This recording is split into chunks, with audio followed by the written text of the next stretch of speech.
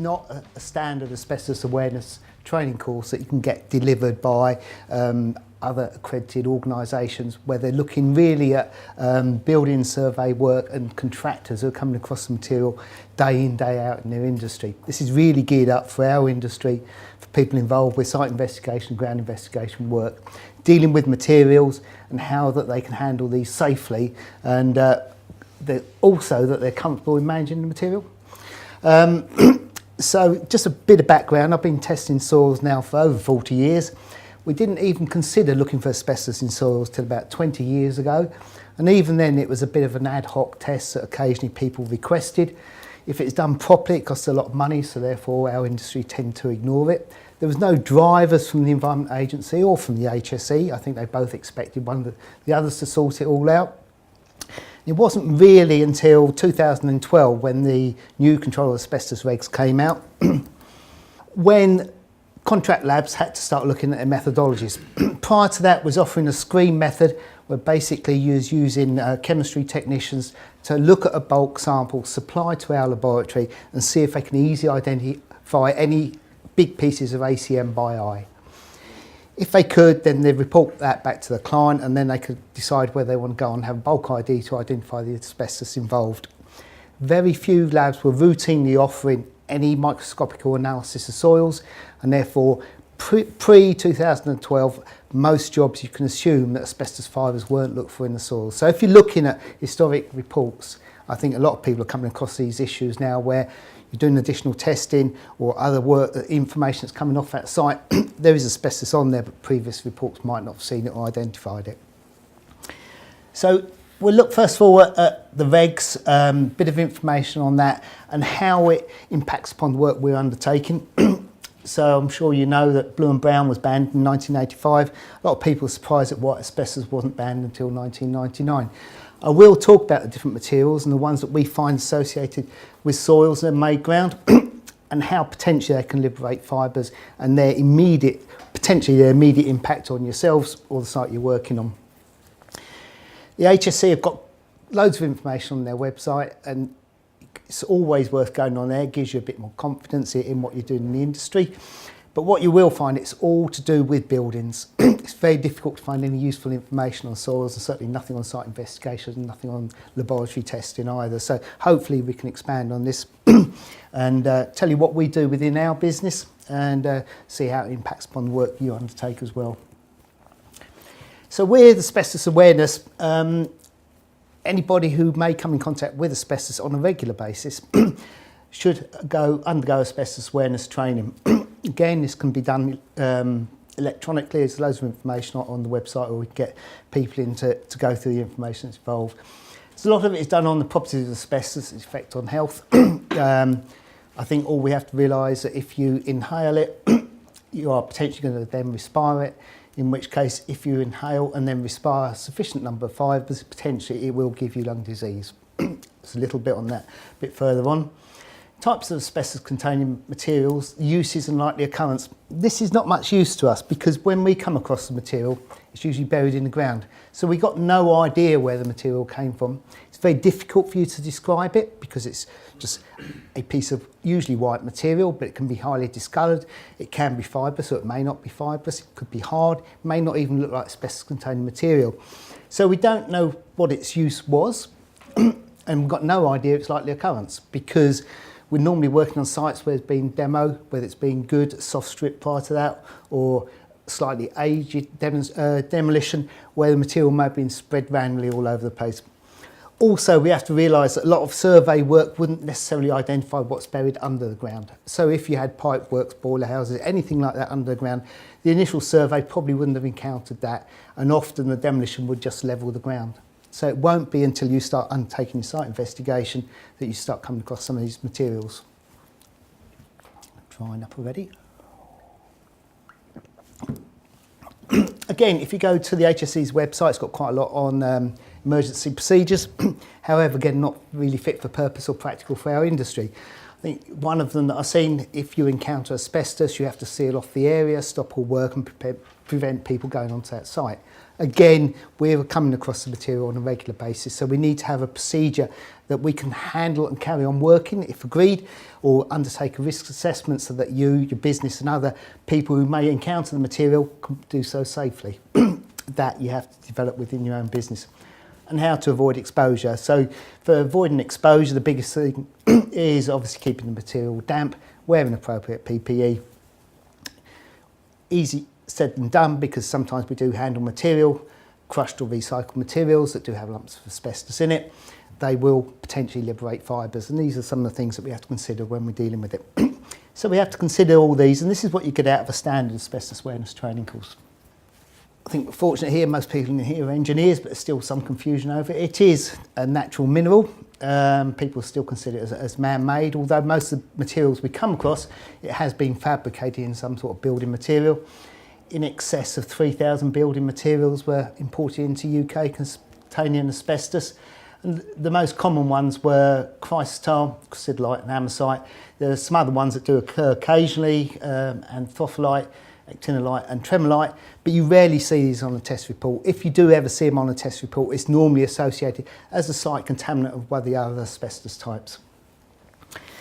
So we've got the asbestos regs, and then we've got the code of practice. And this is just start to some of the books that we have to consider as an industry. And then for methods, you often see as cited HSG 248. That states that the method of analysis we have to undertake is in accordance with this document that's drawn up by the HSC. So the analytical method has to be based on this. Another problem we had, certainly post 2012, is it only mentions soils in there in 2 lines. It doesn't give you a method for analysing soils. So again, the labs have had to develop their methods in accordance with that, because we can't test if we're not in accordance with that. The test has to be UCAS accredited, even though surveyors don't have to be accredited. The analytical work has. So you could have a surveyor doing a very poor job, not finding any asbestos, and that's confirmed by the lab, not finding any asbestos, but it doesn't consider the issues of a poor survey done. There I'm normally talking about building surveys, but the same is for your own sort of work as well. There are benefits in certainly having good walkovers, identifying materials. Now I've brought along some asbestos containing materials to give you some idea of the types of things that you might encounter.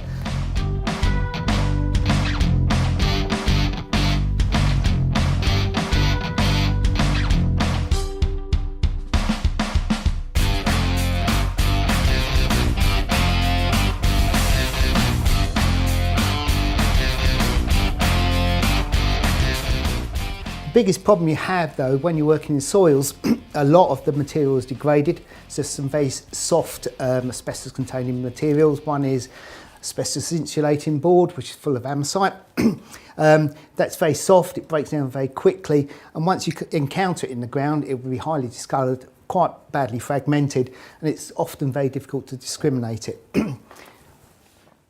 So we've got 2 main types of asbestos, and this is where I want to start talking about risk associated with these materials. The commonest one is white asbestos chrysotile, and then quite also commonly found in materials is amosite, which is normally associated with asbestos insulating board, but also as a free lagging material.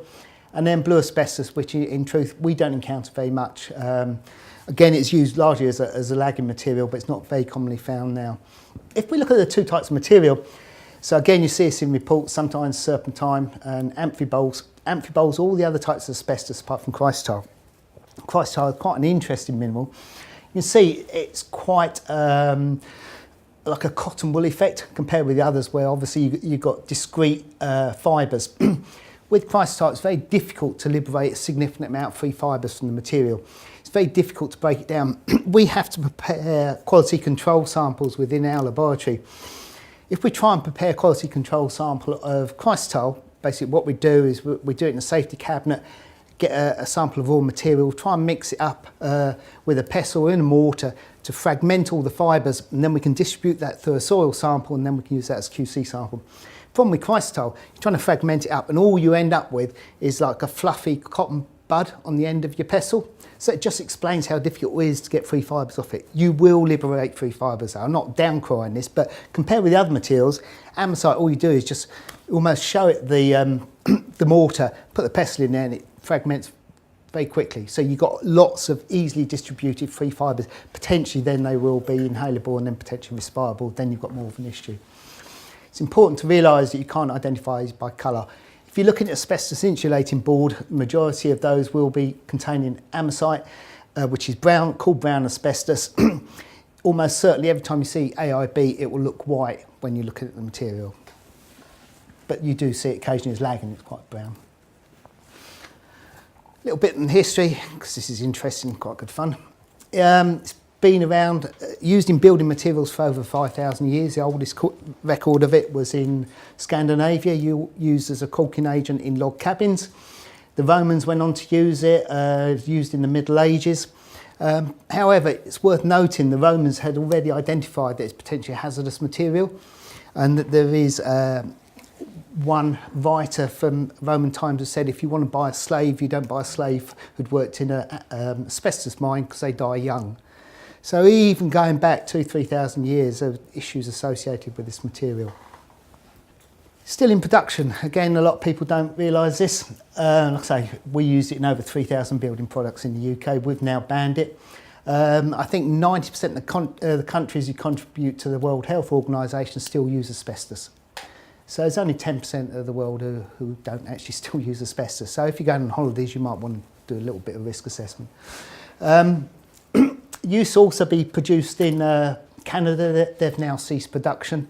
But Russia, China, Brazil and Kazakhstan are still producing significant quantities. Again, you can get all this information off the internet, but there are millions of tonnes still being produced and sent to countries using building materials. Give you some idea that the working environments these people are in. If you work in this sort of environment, or over there that lady who's extracting the fibrous material out of the host rock, they will be inhaling in excess of 1 million fibres per hour. Asbestos fibres, and that will undoubtedly kill them. I'll look at a bit more fibre numbers in air, but at the moment we've got very little information, which again is surprising. I got some information from HSE and from IOM, but there's not a lot of data around. So health hazards, it's not hazardous to touch. A lot of our analysts, when they're analysing asbestos samples, don't even wear gloves. There's no need to wear gloves. If you're wearing gloves, you'd have issues with the material then sticking to your gloves, so it's very difficult to do the analysis. If they're handling contaminated soils and they're wearing gloves, that causes them a few problems with handling the asbestos. But it means if they're working in the cabinet, then it's very easy to clean your hands, just using wet wipes, and then that's all disposed of asbestos waste. Possible hazard if ingested, but again, there's not enough information on that. We've been using asbestos cement pipes for potable water for a long, long while, and I don't think there's been any increased incidence of asbestos-related diseases from ingesting that water. The fibre release in that sort of material is negligible anyway. However, it's very hazardous if inhaled. What's important to realise is that smokers are much higher risk. That's because smoking suppresses the body getting rid of any debris within the lungs, so it means that a lot more material just builds up in there. And with all of this, and we've all probably heard of the thing, one fibre can kill. One fibre potentially can kill, but it's all about risk, and the more fibres you potentially inhale, the greater your risk, and if you're a smoker, it's even worse. And there are lists of the diseases that are called. Again, I don't know much specifically about them, but I think we probably all know somebody who's probably died of one of those diseases. Currently the numbers are running, I believe, in excess of 5,000 deaths per year within the UK, and they don't appear to have peaked. We was expecting to have peaked a few years ago, but they're still increasing now.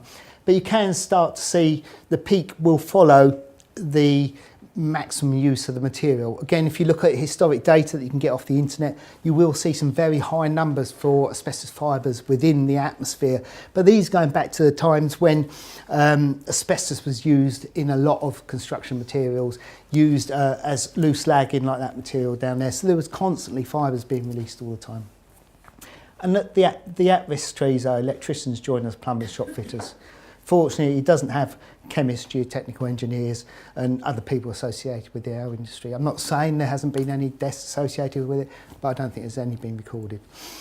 Because we are handling very small quantities of material, And if we consider the materials that we normally handle, often it's the corrugated cement over the back there, or it's flat cement sheeting. Put it into sort of context, our asbestos lab is probably testing in excess of 200 soils a day, specifically for asbestos. It's been scheduled by our clients, therefore they perceive there's a risk with asbestos on that site. Probably only maximum of normal sites, 10% of those will return positive. In the month of March, the only material we identified in the asbestos lab on the soil side was white asbestos in cement. So again, trying to put it in context, that's what you most commonly come across. We have worked on sites, power generation sites, where we know the whole site's been contaminated with amosite. We're finding it in loads of samples. There you could be running at positive samples in excess of 40% of the material supplied to the lab. So it does depend on what was there before, but if you're looking at most sites that we encounter, yeah, you don't have a high incidence of asbestos. This again is what you'd get from a standard asbestos awareness training course. That's great if we was working in an environment like that. If you was doing a survey in this building, you'd recognise the material because it's in good condition. You know by the location probably what it's going to be. You know by the age of the material probably what even the asbestos is going to be in the material. We don't have the benefits of this. But again, there's lots of information on the HSE website. Let's just pull straight off of there. Again, these are pictures from the HSE website. Nice pictures of materials within buildings. You can see where they come from, so you've got a good idea what you're looking for. But this is more an issue that we encounter. So we could be, it's nicely identified with the blue circle there. I expect you've seen the Syria documentation now, where they've got loads of pictures in there, and the Syria site book, but there's also the Clare book as well, got loads of photos in there. And then you're looking at materials that are more difficult to identify. And if they are buried, if they're discoloured, then it becomes more and more problematic. So normally we're receiving what would be a bulk sample. When you're sampling, depending on what you're trying to get from the information, this might be worth discussion at the end. What the guidance is, certainly from the HSE, and this is what we find with most clients now, is that if you encounter asbestos on site, particularly as part of a walkover, or if you're doing any trial pitting or hand digging, and you can see a lump there, then don't try and mix that in with your soil sample. Just take that out and get that sent to the lab for bulk ID. That'll give you all the information you want. If you put it in a soil sample, what could happen then is potentially you could be taking multiple samples. So say you're taking samples for volatiles, for TPH, for standard contam, sweet. Potentially your lump of asbestos could go in the sample that is then get sent off to the lab for BTEX analysis. They will not be looking for asbestos in that. The recommendation is now, if you want to take a soil sample for asbestos, that should always be in a separate container and identified as that is the sample the lab examines for asbestos. The distribution of material is very, very bad. It's probably the most heterogeneous contaminant we have to deal with.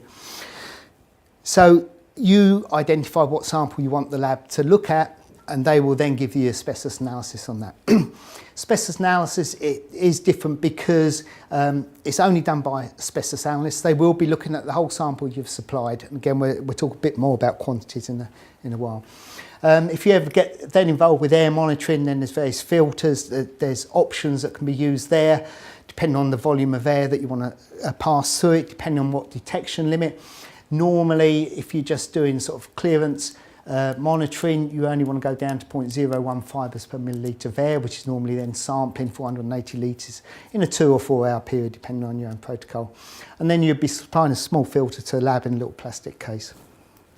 So I just put this in there. I've been reviewing some of your documentation, and you're in a similar state to a lot of people in our industry, particularly the ones who are going to site. It's just putting it all together now so that you've got a standard SOP. There's loads of guidance documents out there, but it's so that somebody, when they're on site, encounters the material, which you will do. What do you do with it? How do you deal with it? What risk assessment do you do? What is the protocol that you then follow through to go with this? So then you can then identify your appropriate PPE, know how to sample, and we'll do a bit more on that, who to inform and how is the risk assessment undertaken. Fibre inhalation. So we've looked at the material. Like I said, it's in its normal state. We'll see it all around the country. You see it currently on lots of properties, corrugated roofs, probably even got them on properties close to yours or even your own property. Out houses with flat sheeting on, garages, and I live in rural Suffolk, right out in the sticks, and we've even found asbestos in our garden, which we presume was from some farmyard some time ago, but we don't know. So it is around, but it's not harmful in that state. And if the material is in good condition, doesn't release any fibres, it's presenting urine and nobody else any risk at all. So what I've been trying to do is identify how many fibres we potentially can inhale. And I looked at some very old data, and they were talking about hundreds of thousands of fibres per day. And that was for people regardless of what industry they're in and what environment they were living in. So it tends to be higher in urban environments than rural environments. You hear say of the number of asbestos fibres inhaled if you live in Antarctica or places like that. It appears to be everywhere, but there is very little reliable data. The best I could get, and this was from the HSC on some work they did, was circa 2,000 fibres per day. And that's regardless of what job you do. So then we get back to this issue, one fibre can kill, where we're all living in this environment. So obviously one fibre doesn't kill the majority of the population.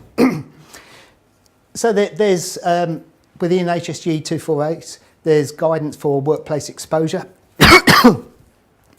So the guidance within there is up to 0.6 fibres per centimetre cubed, they call it, or fibres per millilitre of air. That's equivalent to 600,000 fibres per cubic metre, which is about how many potentially you could inhale in an hour. So that's the workplace exposure limit. We don't get anywhere near that. Within our lab, we're handling between 600 and 700 soils a day. The majority of them are coming from brownfield sites. A lot of it's made ground. We assume as a business that we have to assume that a lot of those will be containing asbestos. So we do asbestos air monitoring in there because our technicians do not wear any special PPE. PPE they're wearing is to protect them from injuries and chemicals associated with the soils we're handling, not with asbestos fibres in there. So they're just wearing lab coats, gloves, and that's it. We're not wearing face masks. Again, the risk is fairly small because the vast majority of our samples are damp anyway, so fibre release would be negligible. So what we do within our lab is we monitor the clearance testing limit. So our trigger level is 0.01 fibres per millilitre of air. And we've never got anywhere near that in any of our laboratories. Often we do find fibres. If you're doing a fibre count, you have to be aware that a fibre count will not identify the asbestos. So if you're ever looking at any fibre counting data, then the analyst who's undertaken the analysis is just looking down polarised light microscope, phase contrast microscope, and looking at the fibres, counting them, and then back calculating that for the volume of air sampled. Typically we'd get 1, 2 or 3 fibres in most of our working areas regularly. And they are reported as asbestos fibres. If you ever want the asbestos identifying, the only way you can do that is by scanning electron microscopy, and I think routinely it's only Institute of Occupational Medicine who are offering that as a service. But then you're looking in excess of £100 a sample, which obviously in the industry we're working in puts a lot of people off. But it is a good technique because it will actually then count them and identify them. And whenever we've sent samples off, because within our soil prep, within our grinding room, we get so much dust generated there, our major issue is crystalline silica rather than asbestos fibres, but we check that for asbestos fibres as well. When we've had that sample tested, we can't do it by fibre count because the whole membrane is covered with dust. So we sent that off for fibre counting by SEM, and they didn't detect any asbestos fibres in it at all, which was a bit of a surprise to us. But that's the only laboratory where they do wear full fitted PPE. We've got local exhaust ventilation, filtered air, and all the controls built in place. But it's mainly, our issue is more for crystalline silica and the dust generated rather than asbestos fibres. But it has been proven or shown that fibres in excess of 1 million fibres per metre cubed as a daily working environment will almost certainly cause death. Won't spend too long on this. These are our procedures, and I'll go through our procedures so you can get an idea of how we analyse the soil sample, so that when you're reviewing our data or your other suppliers' data, you know how they've come to reporting that. We do have some issues at the moment because UCAS, which is our accreditation body, and the HSE are being fairly particular on our reporting formats. One format we'd like to use is to use the term trace when it comes to soils. However, currently we're not permitted to do so, but we think that would be a useful benefit. And certainly I know through the EIC meeting, we have contacted UCAS and they came back with a very a nondescript, banal sort of response saying comply with HSG 248, but that doesn't mention soils. So hopefully we can move on. And we do have issues obviously with some of our waste clients because they want more information. Often on test report you'll get soil analysis, you'll get description of what asbestos has been found. Sometimes you'll have quantification on it, but it doesn't necessarily tell you how much. Was it visible by eye?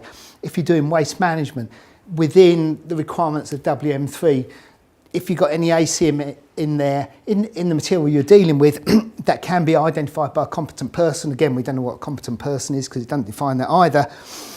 Then that material becomes hazardous. So again, we need some sort of support from the regulators on this to give us all the information and reporting format that would be beneficial to yourselves.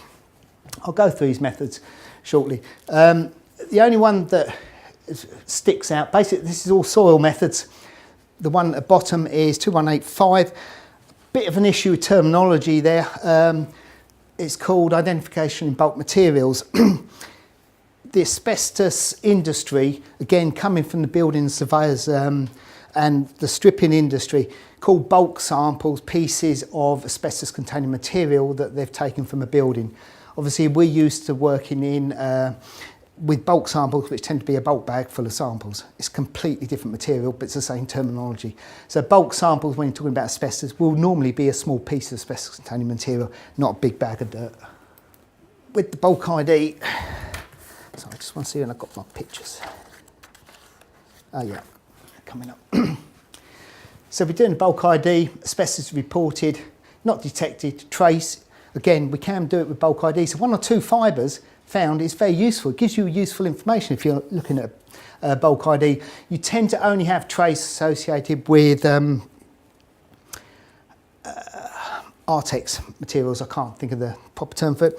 Artex, so any materials are spray coated like that will often have trace in it. So if you're sampling Artex, you can have 2 or 3 samples, nothing, and you might get 1 or 2 trace. If we use trace in soils, it gives you useful information. We've reported fibres in what a client thought supposedly was a clean virgin clay. Although we don't know how it's sampled, we don't know how the materials move, we don't know how much fibres were in the atmosphere, in the environment they're working in. On that occasion, we only found a few fibres, but we can't report a few fibres, so we can do that as a discussion directly with our client. So what we're doing here is we're receiving a small piece of material. If you're ever picking up a lump of asbestos on the site and you want to go through to bulk ID, it's critical that you double bag it. Again, this is a hangover from the survey industry, which is different to ours. So the reason that they double bag asbestos for bulk ID work is that when they're handling the material, there's always potential for asbestos being on their hands because they're physically handling it. When they drop it in the bag, there's always potential some of the fibres going on the outside of the bag. So the reason they double bag it is to clean their hands and put it in a clean bag. So that they know when it's going to the lab, they won't be then releasing any asbestos fibres from the outside of the bag into the lab. Get on soils in a minute, completely different. So these are where I've got some examples of actual materials. I'll just pass these round and then carry on talking. So the first 3 that are coming round are actual asbestos. So we've got chrysotile, andesite and chrysidolite, white, blue and brown. And that's the raw mineral, and those we buy as reference materials. And I'll be leaving some of these with you, so you've got some reference materials here. And then the ones that you most frequently encounter will be flat cement and corrugated cement. Within that, the asbestos is chrysotile, very tightly embedded in there. when you're trying to do risk assessment, the issue with, particularly with cement, is that when it's in good condition, it's perfectly safe.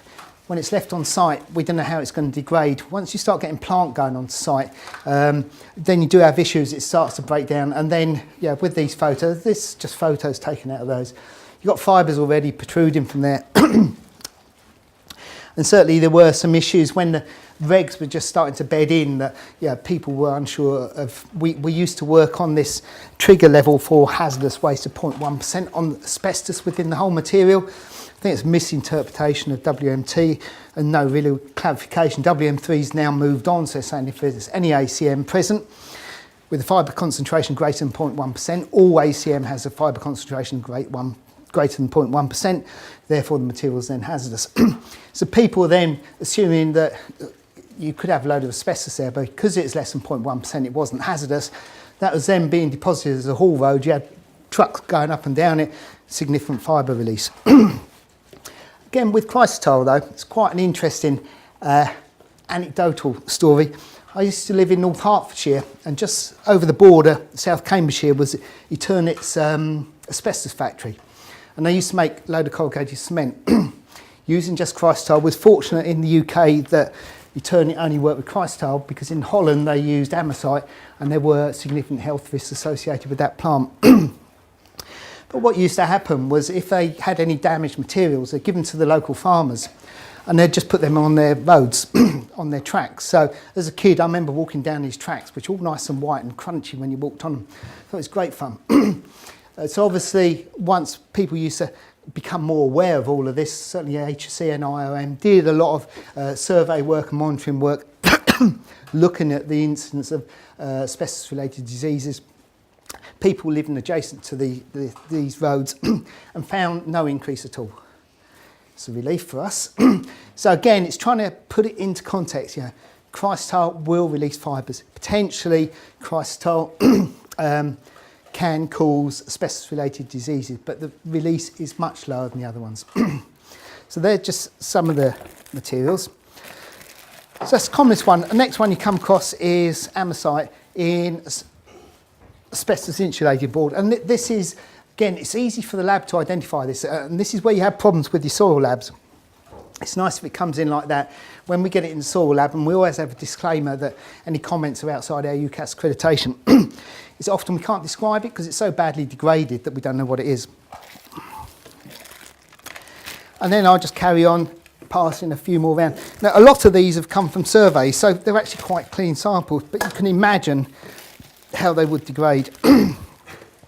So what we say to our sample prep team, because we still look for every sample that gets dried in ground, we still look for pieces of ACM in there, but it's not an accredited test. All we're doing is looking to reduce the amount of potential fibre release within our facility. So if it's dried and ground, then there will be fibre release on there. So they're screening every material. And as a guidance, we say if it's not concrete or stone, assume it potentially could be asbestos. So you can see with certainly with the AIB and with the lag in it, there is potential for fibre release. But then we get on some of the composites. So we've got some roof felt coming around, and now you wouldn't have a clue it's asbestos, to be honest. A lot of flooring tiles will have asbestos in it. In a lot of properties now, all over the place. If it's not in the tile, it'd be in the insulation. If it's not in the insulation, it'd be in the adhesive. But because they're so tightly bound, it's even difficult for the analyst to get the asbestos out of there. So the fibre release with these will be bad. But there's still flooring contractors who are happily go into any property, either get the people in the property to dig up the material or they'll come and scrape it all up themselves. But there is potential fibre release there. The best thing with a lot of these things, if you can leave it alone and just cover over the top. There will not be any significant fibre release in there.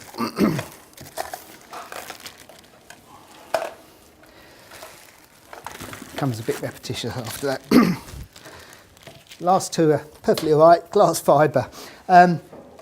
You've got a typical one that the orangey coloured material. I think you easily recognise that because you see that. You probably even use it in your home. But then the next one coming around is it's a much darker brown material. If you get something like that, please don't just assume it is glass fibre. or machine-made mineral fibre, because potentially I've seen andesite that looks almost identical to one of those materials. So there is a risk associated with pre-guessing it. If you don't know, get a bulk ID done on it. So what they do, all this work is done within the safety cabinet. They then break down the material, they take out the fibres, they mount it on a slide. Once it's mounted, there'll be no fibre release, so they can look at that on an open bench, and then they identify the asbestos type.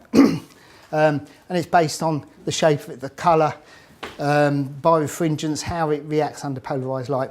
Refractive index, you put an oil on it to see if it refracts the light or whether it's the same refractive index as the oil. Based on this, we can then identify the asbestos type. So again, within our business, we're constantly having to look at our asbestos procedures. This is an update that we had to do this year, really. So it was just trying to formalise everything that we do.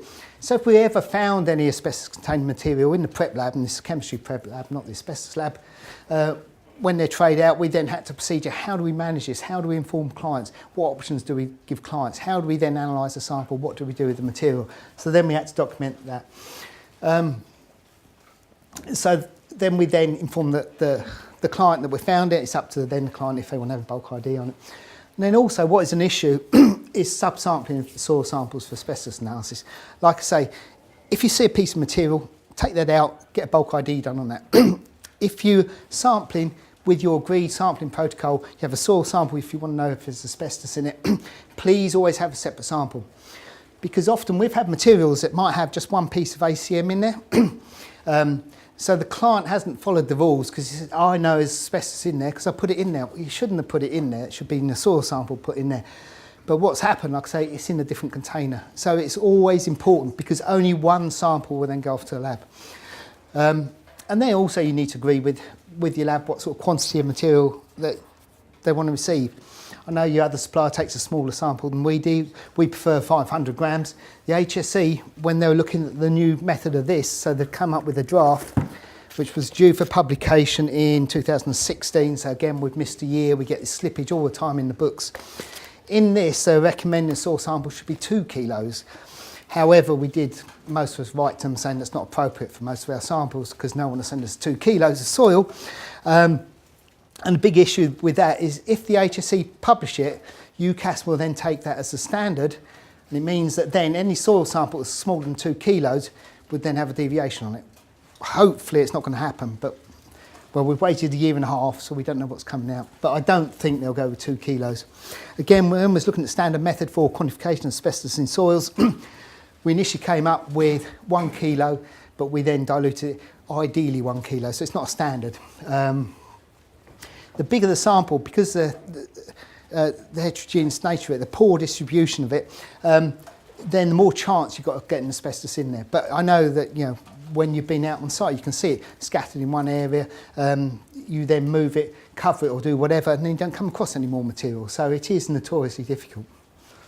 So these are sort of some of the issues that we're still having with asbestos samples. So what came up as an issue we had a couple of years ago, our UCAS assessor also works for the HSE and asbestos analyst, so he's very competent and knows his subject very well. The big issue we had was that all our soil samples were coming in plastic tubs and weren't double wrapped. So we weren't complying with the expectation of asbestos analysts. However, it's fortunate we've got over that now. They're happy that we can do that because we could end up with this anomaly that we'd be getting asbestos sample double bagged, but then your sample for TPH, metals and everything else isn't double bagged. So there's no point in doing that. So they're fine so long as the container is well sealed. Identify it how you want. We've had samples come in with asbestos stickers on it. They shouldn't have them on there because you don't know there's asbestos in it until you've had asbestos identified on it. It might be worth putting possible asbestos on it. Gives the lab a bit more information, can prove the safety of them handling the material, or just mark it with an A, that's sample for asbestos analysis. It doesn't matter, but you must decide which sample you're having the analysis done on. We do have issues with big bulk samples. Most labs like to have as small a sample as possible. I know you like to take as small a sample as possible, but if you're doing stockpile sampling, there are benefits in taking big samples. But again, you'd have to have discussions with your lab is how do they handle big bulk samples. It's all doable, but they have to have the right sort of safety cabinets. I don't know if I can go. So for most labs that are doing bulk ID, they're working in a cabinet this size. If you start putting a 10 kilo bulk sample in there, you filled up the whole cabinet. So we've got two 1.5 metre cabinets that we just do the large bulk samples in. It means that we can screen the soils and that you can get a whole large bulk in there. But because of the way asbestos testing works and is developed, it's a manual procedure. You can see that you're relying on the analysts to go through every stage of this. We don't use any instruments apart from microscopes to deal with the sample. So what happens, it's the only area of testing where we're regulated by the HSE. So we're not allowed to do more than 70 points on a daily basis. Points are then attributed to how difficult it is to assess the material. So if we're doing soil samples, we're only allowed to do, each soil sample is attributed 2 points, so we can only do 35 soils per analyst per day. We then have to do quality control samples in there as well, that's 2 of them, so we can only do 33 asbestos soils per day per analyst. So that's why occasionally on certain projects you have issues with your lab because they can't physically get the volume of work through. You can't leave the machine running overnight. Currently the guidance is that is in an 8-hour period. So if we've got our staff to work overtime outside of the 8-hour period, we can do more samples. But then you're extending some poor individual's working day and the rest of the lab have gone home. Bit harsh, but that can be doable within the regs. However, again in this, the new HSE guidance is saying a 24-hour period, which will then cause our industry more problems because we can't get volume through. But the reason that they come up with these rules is that potentially analysts will get tired. It can be a tedious, ongoing job, day in, day out. It's not a job I particularly like to do. But the more samples you give them, the less efficient they'll get. The same with anybody. Now, let's go back to that. So we can handle bulks, and then we do have occasionally samples come in tubes, window sampler tubes or U100s.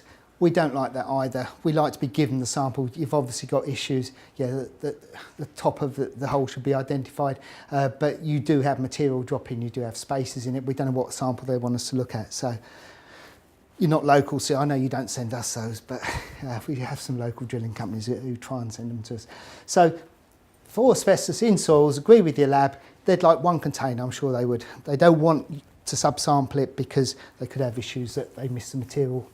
Like I say, if you're sampling, don't deliberately put asbestos in there. But to be fair with some clients, particularly on the waste side, you can have issues. So we had one very large client who was in agreement with the Environment Agency and the tip, everything was working well. They were hand picking and mechanically screening the material, removing as much asbestos as possible. The agency had said, yes, there's asbestos in there, that's going off the tip. The tip could receive asbestos containing soils. Everything was dampened down and sheeted. However, every sample they sent in didn't have asbestos in it. And then the tip was saying, well, you're saying it's got asbestos in it and you're being charged with asbestos, but we can't see any asbestos in it, and all the test reports say there's no asbestos. So it causes an issue. You know, like I say, with every other test you do, you get a big sample, homogenise it, that's representative of an area, that's all fine. With asbestos, it's more of an issue. So then, surprisingly, we then had a sample come in with a piece of asbestos sitting right on the top. How people manage these things, you know, we know it's there, the agency knew it was there, the contractor knew it was there, they were moving a lot of material. It just happens the samples we're getting had no asbestos in it.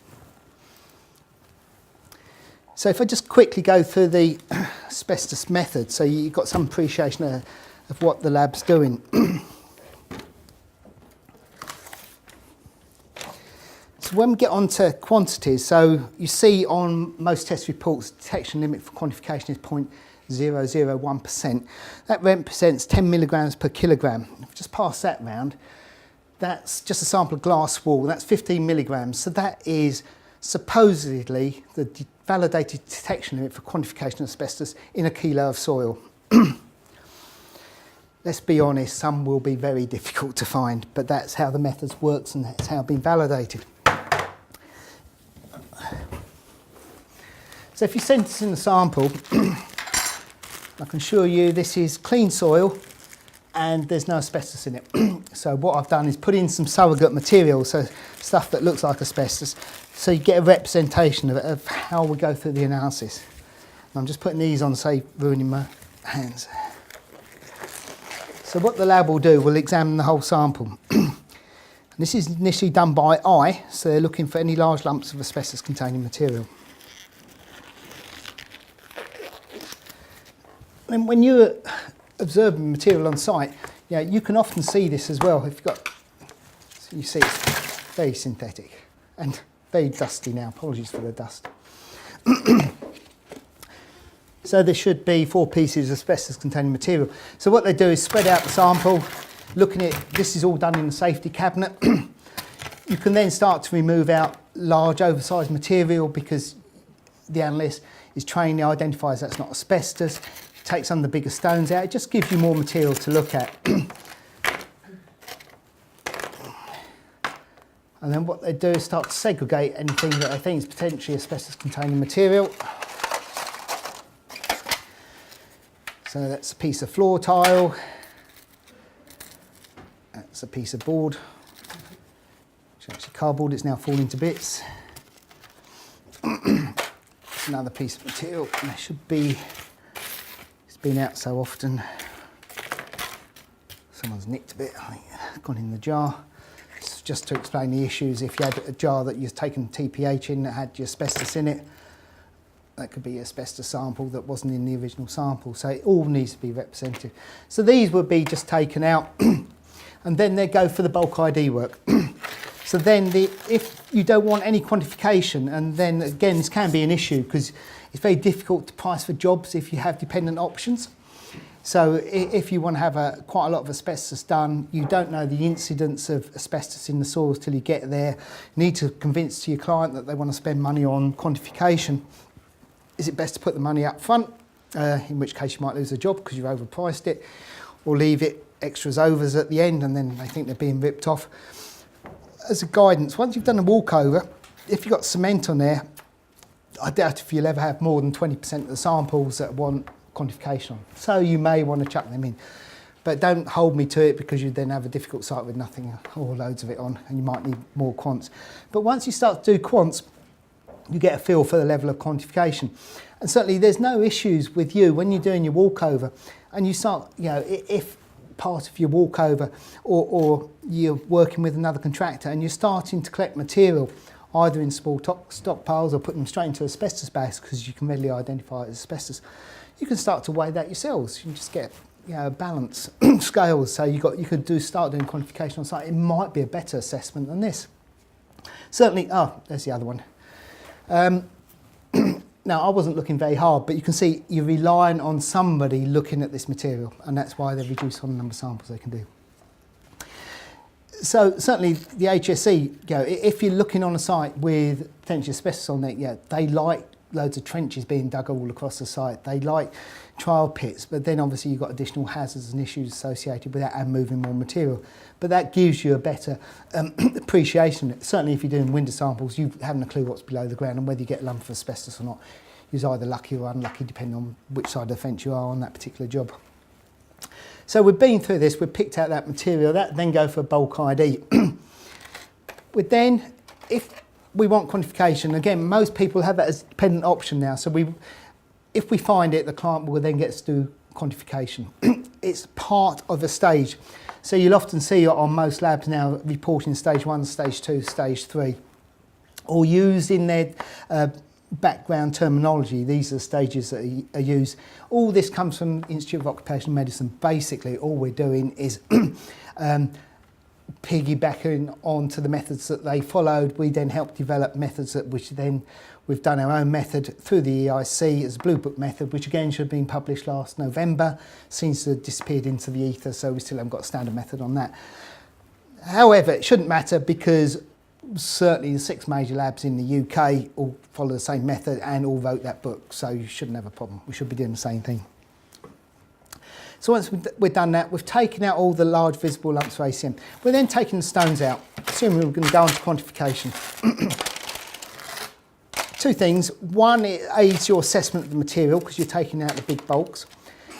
If there is potential for fibres on there, we are accepting in the industry the fibre concentration that will be surrounding this inert material will be negligible.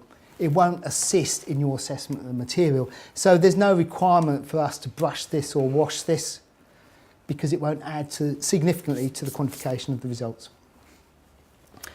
So we've taken all the stone out, and again, it's a manual manipulation of the material. So we then go into cone and quarter in these. So basically, we're not pulling it up into a cone, we're just dividing these. So we're, sorry, do it properly. So cone, quarter, so we end up with that quarter, and that quarter, we dispose of that. So what we're doing is downsizing the material all the time until we end up with a smaller quantity. Typically, depending on the lab, different labs take different amounts, but typically between 20 and 30 grams. So get rid of that. Once more, we're down to material we're going to look at. That will then go into a Petri dish, and then the Petri dish would then look under a binocular microscope. This is still the qualitative assessment. So cone and quarter, we end up with a small piece of material, we've got stones in a separate tray. So these are the fines that we've got from the sample. We disaggregate them, so we gently crush it. Again, this is all done in the safety cabinet. We dry if necessary. Some of our material, particularly if it's urgent work and it's crushed material, we can get away without drying it. Has to be typically less than 10% moisture, else it affects the identification and the isolation of asbestos, because if it's moist, then it affects the refractive index of the asbestos, difficult to look at. We then look at that at binocular microscope. Any small pieces in there, and often they are clumps. If they are 3 individual fibres, then they'd be so small that we wouldn't see them under a binocular microscope, and you wouldn't be able to pick them up with a pair of forceps anyway. So normally, if you see a report saying 3 fibres, again, there's some terminology there, issues there. 3 fibres will often be the terminology used for material that's not associated with asbestos-containing binder. So if you've got cement or plastic or any other material, oh, sorry, that's mine. Just kill it. Thank you. Then the term 3 fibres is used because it's not associated with it. So the fact that it's 3 fibres, it can still be a clump. So what we put on ours is clumps / 3 fibres. I don't know if that's going to get resolved yet. There's other discussions going on some of the terminology that we use. We then look at that under binocular microscope, take out any more asbestos, and then identify that as well. So potentially on a report, I mean, that is excessive. Normally we'd only have 2, occasionally 3 types of asbestos in there, and the majority will be, although it might be different profiles, different looking cement, it's usually mainly chrysotile, you might have amosite in there, but on your test report you don't necessarily know what's associated with what. Again, it can give you more information. If you know you've got loads of flat sheet on site, but your test report says cement, and you've got some corrugated stuff as well, does that really help with your assessment? So all the labs will be able to give you all this information. It all sits in the background, but there's not currently an easy reporting format on that. Similarly, I've got one waste client who wants us to start saying whether the material was spotted at this stage or that stage. If it's spotted at this stage, they're saying it wouldn't be spotted by a competent person on site, but if it's spotted at this stage, potentially it could be. So there is more information that could be had on this. There was quite a good test that HSE suggested in this document. It's a fibre release test. So we are concerned at trying to risk assess this. So on the qualitative stage, you've got some indication what the material is. You've got no idea how easy it is to liberate fibres from it.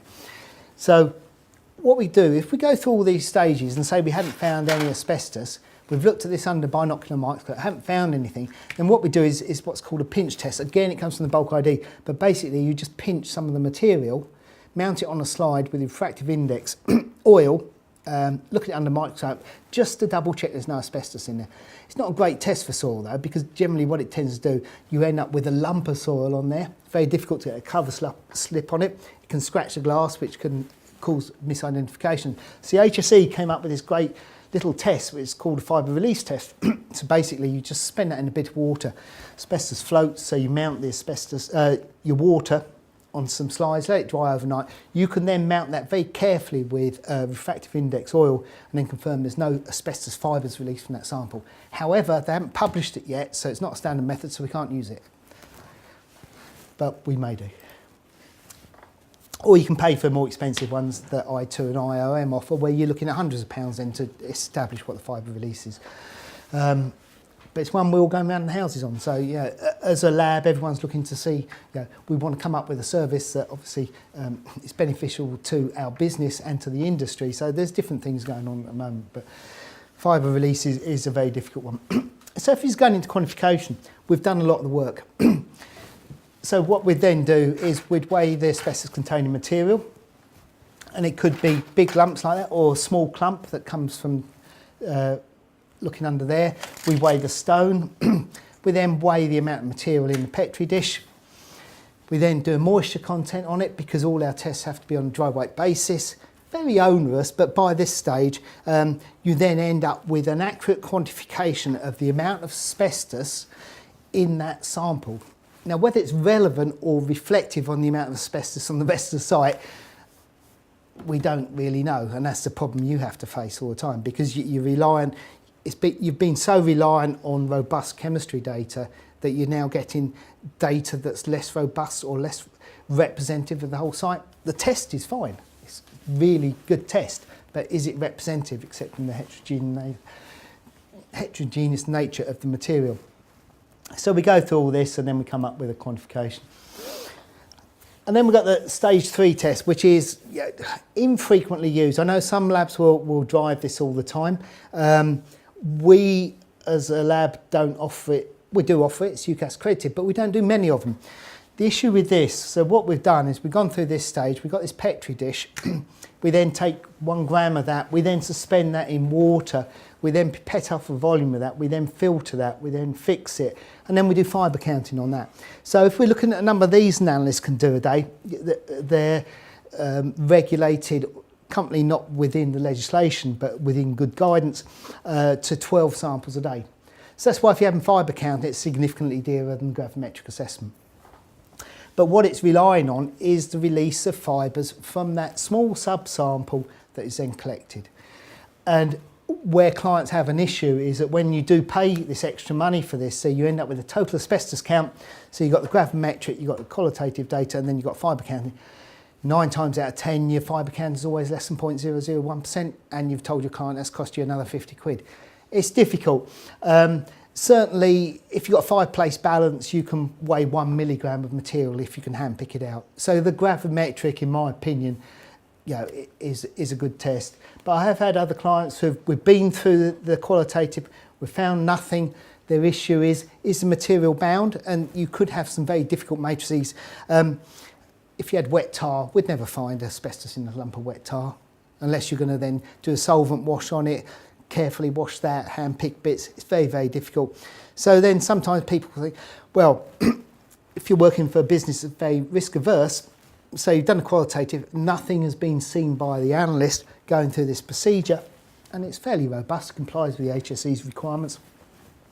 If you then do a fibre quant on it as well, you've got an additional report saying fibres less than 0.001%. It just adds to the reducing the risk associated with that site. But analytically, it's not adding much to your assessment of the site. And this is tedious because, again, they have to look at 200 different fields through the microscope. They have to measure the length, width of every fibre that they can see under that microscope.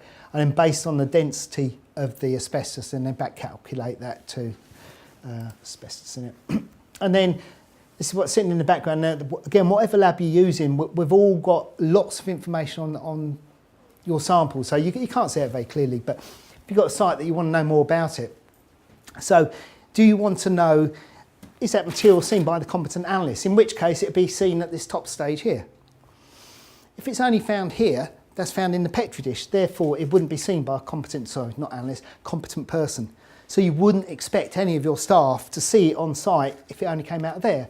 But if it came out of here, you'd expect them to have seen something, maybe not in that sample, but another sample. We then also identify the asbestos type and then try and describe the material. Like I say, it's very difficult for analysts to describe the material. So what we do there, if you want to know the concentration, again, we're not allowed to calculate the concentration in a piece of ACM. HSE prevents us from doing this, but there is then another document. Again, these are all free downloads. So in here, it gives you typical concentrations of asbestos within typical building materials. So you can download this. If you see materials on site, so corrugated cement, flat cement, profiles, if you get an ID on it, you can look up the percentage, 15 to 25% or whatever. It's all within here. So within our calculations, we just use these figures to then assess the concentration of asbestos in the ACM. And then that's some of the guidance I've seen. And me and Ed had a brief conversation earlier. There's a lot out there, but it's pulling it all together. I don't know if any of your people, but I think some of the road shows are quite good, and Claire are doing road shows now. I haven't been to any. I'd like to get some, but don't seem to have time. But the guys are coming together. It's how you manage all this information and what you want to get out of it as a business to protect yourself as individuals, protect your business, obviously protect your clients as well. That's about it.